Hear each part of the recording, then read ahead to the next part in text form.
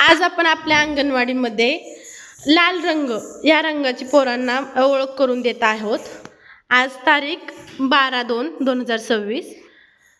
तुम्ही बघू शकता मुलांनी घरून येताना खूप लाल रंगाची खेळणी आणल्या. ते आपण विचारू कुणी कुणी काय काय आणले. Arnav stand up. तू काय आणले? Sit down. छान. Aaradhya stand up. तू काय आणले? छान. कोणता रंग आहे तो? लाल. छान. Sit down. श्रद्धा श्रद्धा तू काय आणले? छान. दाखव खेळणी कुठे दाखव. हा छान. Shivanya stand up. काय आणले? छान. तू काय आणले? दक्ष स्टँड अप.